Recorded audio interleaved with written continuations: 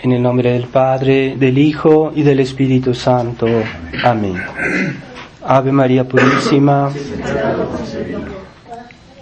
Estimados hermanos, estimados fieles, estamos comenzando este año, nuevo año litúrgico, primer domingo de Adviento, en el cual hemos escuchado este Evangelio que nos describe de nuevo el fin del mundo. Porque la Iglesia nos propone este Evangelio si estamos comenzando el año litúrgico, que nos recuerda más bien el Antiguo Testamento, la espera de los patriarcas, de los profetas a la venida de Cristo. Sin embargo, en este primer domingo de Adviento, la Iglesia nos propone la descripción también del fin del mundo, como el domingo pasado. Esta venida de Jesús en realidad es algo que debe ser siempre presente en nuestras almas y que en todo el año finalmente estamos esperando a Jesús. Nunca debemos dejar de olvidar esto, porque toda esta vida terrena siempre es una expectación, una espera de la venida de Jesús. Así que aunque estemos en el tiempo de Adviento, o estemos en el tiempo de después de Pentecostés, o estemos en cualquier época del año, siempre debemos estar listos para que el día que Jesús decida volver a la tierra, debemos tener siempre esa expectación de la venida de nuestro Señor. Así que nuestro Señor puede venir de varias maneras, puede venir de una manera espiritual a nuestras almas, todos los días, cada vez que nos acercamos a Él, que rezamos, que recibimos los sacramentos, Él viene de una manera espiritual. Él puede venir el día de nuestra muerte, que no sabemos cuándo será, puede ser en cualquier momento. Entonces debemos estar preparados, debemos estar siempre listos, como el buen servidor, siempre en estado de gracia, tener cuidado de nunca quedarnos en estado de pecado grave, no abusar de la bondad de Dios y siempre estar listos. Esa es la máxima prudencia, vivir siempre en estado de gracia.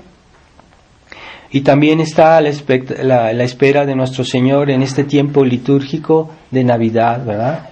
Que es algo muy bello, esperar la encarnación de nuestro Señor, que es una gran consolación, una gran alegría, en la cual de esta alegría está inundado el tiempo de Adviento, que ya es como un presentimiento de ese día tan bello de Navidad, que es tal vez el momento más alegre del año litúrgico, de una alegría más interior.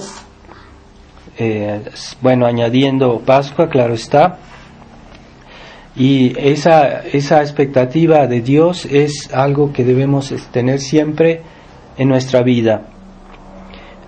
Debemos siempre vivir en función de lo que estamos esperando, allá donde vamos, ¿verdad? Como un barco que va a un puerto lejano, siempre está en la misma dirección. Pase lo que pase, todo lo que se hace en ese barco está siguiendo la misma ruta, la misma dirección, que es la salvación, es la llegada a ese puerto. Y para nosotros es el puerto de salvación, que es el cielo, y que es el pasaje obligado para ir al cielo, es la venida de Cristo. La venida de Cristo de una manera singular a cada uno de nosotros, o bien de una manera general el día del juicio, o bien aquellas visitas que Cristo nos hace en nuestra vida por las gracias que nos da, por la venida, por los dones que nos da en el año litúrgico y particularmente en Navidad, que nos concierne particularmente en este tiempo de Adviento. Entonces, ¿cuál es la manera de estar dispuesto a esta venida de Jesucristo? ¿Cómo podemos percibir, comprender esta expectativa? Pues es la vida de fe que nos hace posible comprender esta expectativa de Dios, Si no hay fe, no puede haber esperanza, y entonces no puede haber esta espera de Dios. Es muy importante entonces tener una fe completa, una fe perfecta, para que podamos esperar a Dios como debe ser, prepararnos constantemente a su venida, y en eso consiste la vida cristiana. Es la pregunta que se les hace a los niños en el catecismo: ¿por qué somos cristianos y para qué fuimos creados? Pues para conocer, amar y servir a Dios en esta vida, y mediante eso gozar de Él en la otra vida. Eso es la verdadera finalidad del hombre, que engloba todas las otras finalidades de nuestra vida, que ciertamente no están excluidas, ¿verdad? No hay que pensar que debemos tener una vida, es caer en un cierto espiritualismo absurdo, sino que ciertamente todas las necesidades de la vida se deben estar coordenadas, unidas y sometidas y subordinadas al gran fin que engloba todos los fines. Así que nuestra salvación es la cosa principal: conocer, amar y servir a Dios en esta vida. El conocimiento de Dios no se puede hacer si no tenemos la fe. La fe, la virtud de fe, que es un don sobrenatural que nos hace capaces de conocer a Dios de una manera no natural, sino sobrenatural. Como Dios nos da una finalidad sobrenatural, las fuerzas de la naturaleza por sí solas no pueden alcanzar este fin. Nuestra inteligencia natural, nuestros medios naturales, conocemos algo de Dios en la naturaleza, por nuestra inteligencia, hasta los hombres que viven en el pecado, que han perdido la fe, pueden tener un cierto conocimiento de Dios, pero ese conocimiento no es al cual Dios nos llama. El conocimiento que Dios nos llama es el conocimiento más arriba de la naturaleza, que es el conocimiento sobrenatural. Y conocer a Dios como Él se conoce, no como puede conocerlo alguien que no tiene la fe. Es un conocimiento puramente natural. El conocimiento que tenemos nosotros de Dios es más elevado, es un conocimiento tal como Dios se conoce a sí mismo.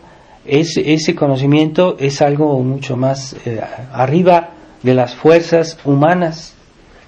Así que los que tenemos la fe somos agraciados de Dios, tenemos un recurso mucho más poderoso y tenemos más alcances proporcionados a un fin superior. Aquellos hombres que meten toda su confianza, su esperanza en las cosas terrenas, pueden tener una cierta felicidad temporal, material, humana, pero no tendrán la felicidad que tienen los santos, que tienen las personas que tienen la fe y la caridad. Entonces ese conocimiento es el que nosotros pretendemos, y que aunque lo tengamos puede ser muy parcial, porque siempre, como Dios es infinito, nunca podremos conocer suficientemente lo que es Dios. Así que en esta vida siempre puede haber progreso en este conocimiento y este amor de Dios. Conocimiento por la fe y amor por la caridad, ¿verdad? Y también la importancia de la virtud de esperanza, ¿verdad? La virtud de esperanza que tuvieron todos los santos del Antiguo Testamento, que pues pasaban su tiempo esperando al Mesías. Entonces en esa esperanza se santificaron, se salvaron y llegaron a ser grandes santos, porque tenían esa virtud de una manera excelente, la virtud de la esperanza. Nosotros también seguimos esperando. Ya Jesús nos ha visitado por su encarnación en la tierra, pero no nos ha dado todo, nos ha redimido, sobre todo a nivel de nuestra alma, de la justificación, pero todavía quedan muchas cosas malas aquí en la tierra de las cuales debemos ser redimidos.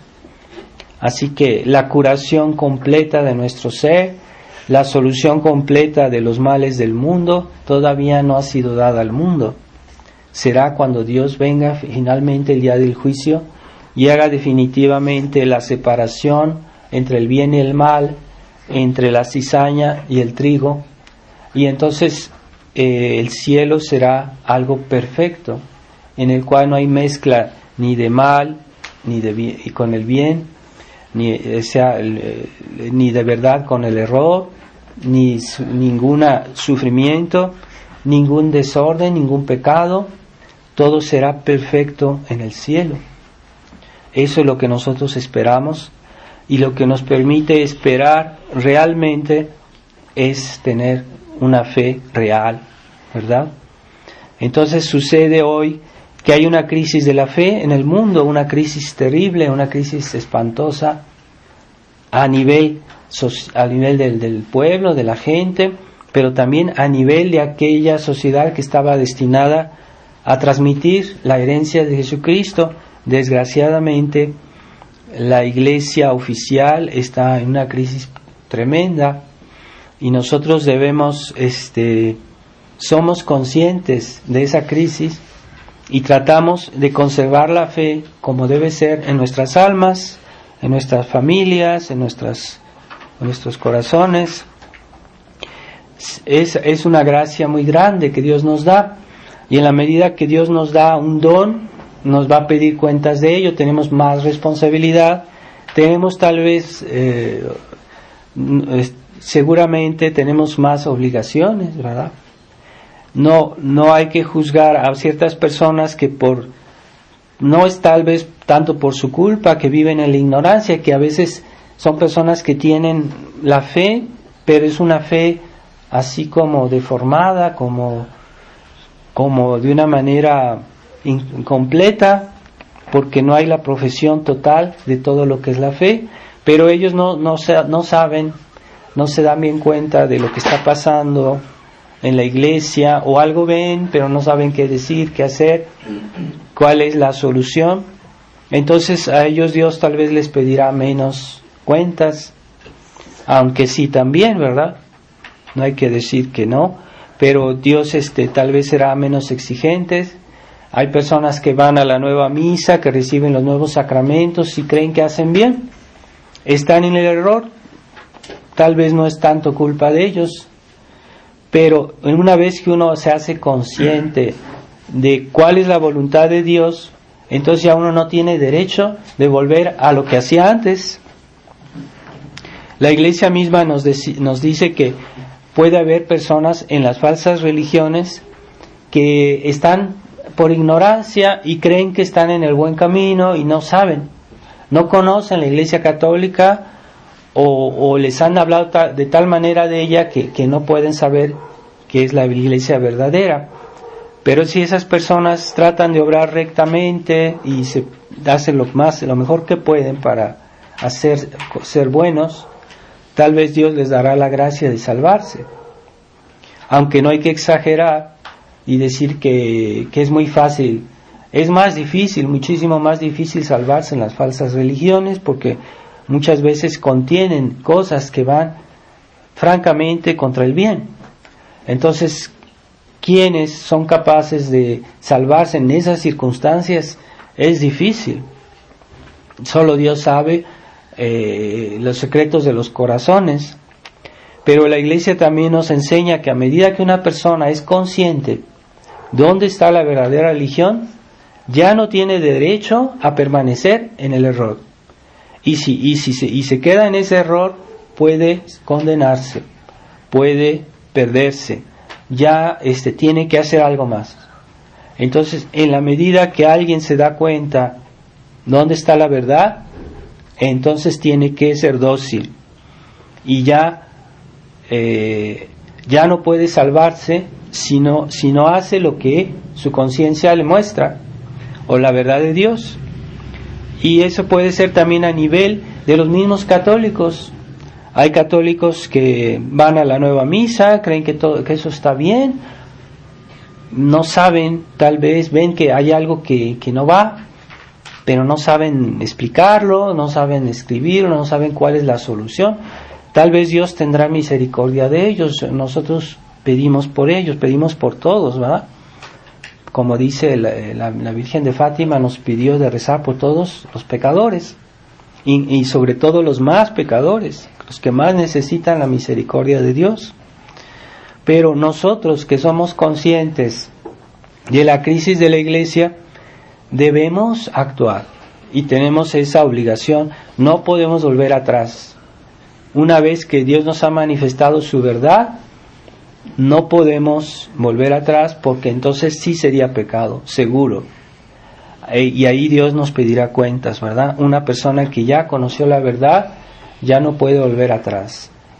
Así que si Dios nos ha manifestado a las personas de la tradición, se supone han comprendido el problema, entonces hay una responsabilidad, una nueva responsabilidad. En la medida que Dios nos muestra o nos da sus gracias, adquirimos nuevas responsabilidades, porque ya no podemos volver atrás. Y lo que es inquietante es que pueda haber tradicionalistas que se enfrían y que quieren volver atrás, y que dicen, sí, yo entendí el problema de la nueva misa, yo entendí el problema del concilio, yo entendí el problema de la nueva teología en la Iglesia, en la enseñanza moderna. Sí, pero no, yo prefiero regresar a la nueva misa. Yo prefiero volver atrás. Pues bien, estas personas están en grave peligro porque han conocido la verdad y quieren volver atrás. No se puede, no se debe. Entonces debemos ser indulgentes con las personas que se equivocan, que no saben. A veces es porque incluso, pues no sé, pueden tener límites personales cada quien, ¿verdad? Hay personas que son menos inteligentes o menos, no sé, algo que no entienden, que no saben explicarlo. Entonces, bueno, pero una persona que ya comprendió el problema y vuelve atrás, ahí ya no, Dios no le va a disculpar. Dios no le va a decir, tal vez, o no sé, no, ya él sabía que era la voluntad de Dios, y entonces ya no hay excusa, ya no hay disculpa.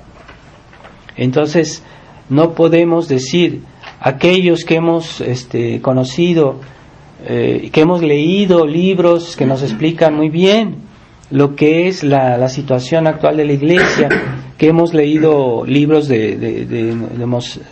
particularmente de Monseñor Lefebvre, no únicamente, ha habido otros sacerdotes, otros obispos que han hablado, como Monseñor de Castro Mayer, bueno, pero hemos tenido el conocimiento realmente de los problemas que hay hoy dentro de la Iglesia.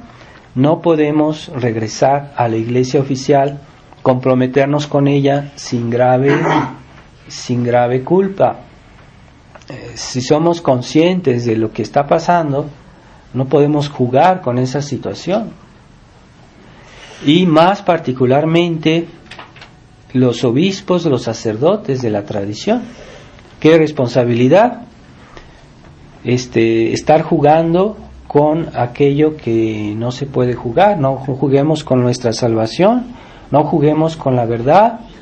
Y con la verdad se puede jugar a veces de una manera práctica, de una manera concreta, y poco a poco, por los hechos, uno termina creyendo como vive. Aquel que no se comporta como piensa, termina pensando como se comporta. Y es el gran problema del espíritu liberal, el espíritu liberal que poco a poco se fue infiltrando en la fraternidad y en la tradición, por la negligencia de nuestros superiores, hay que decirlo, porque no quisieron insistir en ese punto. Y hoy no es suficiente. En otras épocas que había cristianismo en la sociedad, en todos lados, la gente era creyente, prácticamente todos. Entonces les enseñaban a los niños el catecismo muy bien, y eran buenos cristianos y todo, pero en nuestra época no es suficiente enseñar a los niños la verdad, las cosas de Dios tal como son, sino que también enseñarle a los niños y a nosotros mismos el combate contra el mal, contra los errores, porque están tan difundidos que ahorita no es suficiente a enseñarle a un niño o a nosotros mismos a instruirnos sobre las verdades de la fe, simplemente, pura y simplemente, está bien lo que dice el catecismo, lo que enseña la Iglesia. Ahora es necesario también formarse sobre todo ese atentado, esa conspiración contra la Iglesia, que antes estaba tan claro. Mucha gente no entendía eso. Entonces hoy hay que formarse para conocer nuestros enemigos, los enemigos de la Iglesia, los que tratan de corromper la fe de una manera sutil, de una manera engañosa, y nos presentan la fe, incluso el Evangelio de Jesucristo, mal interpretado. Entonces uno dice, no, pues si es Jesucristo el que lo dice, debe ser verdad. Pero es que no basta que nos digan qué dijo Jesucristo, hay que saberlo explicar, hay que saberlo decir, hay que referirse a la enseñanza de la Iglesia. Pero si la gente si cree pura y simplemente eso que le dicen, pues va a dejarse llevar al error, ¿verdad? Como hoy muchos sacerdotes y obispos promueven la teología de la liberación, que es una reinterpretación del Evangelio interpretado a la manera comunista. Pues es falso, no puede ser. El Evangelio no quiso decir eso ni para nada, pero una persona que no conoce su religión se va a dejar engañar. Como dicen también, católico ignorante, seguro protestante. Es decir, los protestantes hacen gran pesca en los católicos ignorantes, que no se forman. Entonces, hoy no basta conocer la verdad, hay que conocer también el error. Hay que tener anticuerpos, así como en el cuerpo tenemos anticuerpos para protegernos de las enfermedades, así también en el alma debemos tener anticuerpos contra el error, contra todas esas insidias del mal que hoy están presentes en la sociedad. Es una necesidad formarse y conocer el combate de la verdadera fe, el combate que llevaron todos esos santos como San Ignacio, los santos de la Contrarreforma. No es suficiente ser buenos, debemos ser también soldados de Cristo y pelear por el reino de Dios. Entonces ese espíritu de combate si no se tiene, uno se deja llevar, uno se deja agredir por toda esta cultura moderna, porque es una cultura, no es solo aquí o allá, es toda una mentalidad, una manera de vivir, de actuar, de pensar. Y si uno no tiene esos elementos que son como anticuerpos espirituales, nos vamos a dejar de alguna manera llevar, de alguna manera degradar por este mundo. Entonces es importante formarse y darle a nuestros niños, que son los más vulnerables, darles ese espíritu de lucha, espíritu de combate contra el mal. Y nosotros también, ¿verdad? Es siempre necesario luchar, siempre necesario sobrevivir, y más cuando comprendemos la amplitud de la crisis, no solo social, sino también en la Iglesia. Tenemos que tener más fuerza, más convicción, más espíritu de combate, y es lo que poco a poco se fue enfriando en la fraternidad. Yo he tenido oportunidad de oír por curiosidad algunos sermones que circulan en internet de los sacerdotes o de los obispos de la fraternidad. Sí hablan de algunos problemas de la Iglesia, de algunas cosas, pero no es es parcial. Ya no se denuncia todo, ya no se habla bien del problema de la crisis de la Iglesia, particularmente de lo que hace hoy el Papa Francisco. Ya no se denuncia más concretamente. no basta decir una cosa, hay que decirla bien.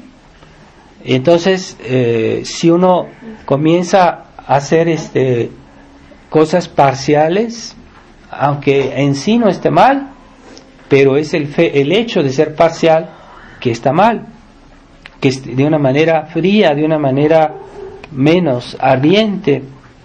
Entonces, si el demonio no es débil en ese sentido, él hace todo lo que puede en el sentido del mal. Entonces, si nosotros hiciéramos algo parecido en el sentido del bien, pronto seríamos santos, porque el demonio es ardiente, es entero, absoluto, en su combate, en su lucha. Así que tengamos cuidado de protegernos, de formarnos y de mantener ese espíritu de lucha en nuestra vida, en nuestras familias, para que no nos dejemos sorprender. Y esa es la expectativa, en el sentido de la expectativa de nuestro Señor, de la venida de nuestro Señor, de la manera que venga Él, Él sí nos haya vigilantes, si nos haya luchando, atentos a lo que hacemos, Él nos salvará, nos dará su recompensa. Pero Él nos decía, cuidado, el camino del cielo no es esa vía amplia y fácil, es un camino estrecho y difícil. Y muchos intentarán seguirlo y no lo lograrán. Es decir, que no es fácil salvarse. Así que no creamos que, según esa mentalidad moderna que le gusta la fiesta, la comodidad, etcétera, exclusión de las virtudes pasivas, del sacrificio, la abnegación, la obediencia, la inmolación, todo eso ya no quiere decir mucho en el espíritu de ciertos católicos. Así que pidámosle a Dios que nos dé siempre ese espíritu de creer, hacer y combatir el mal por todos los medios que podamos, y mantener siempre viva en nuestra alma el espíritu de oración, que es la manera mejor de avivar nuestra fe, nuestra esperanza, nuestra caridad, tener el espíritu de oración. Y la oración es pedir aquello que no tenemos, es una manera de esperanza, ¿verdad? Es pedir que venga Jesús a nuestras almas. Pidámosle a la Virgen María. Pronto vamos a celebrar la fiesta de la Inmaculada Concepción, la fiesta de la Virgen de Guadalupe, patrona de México y de América, para que nos ayude a esperar a nuestro Señor como debería ser. Ave María Purísima, en nombre del Padre, y del Hijo, y del Espíritu Santo. Amén.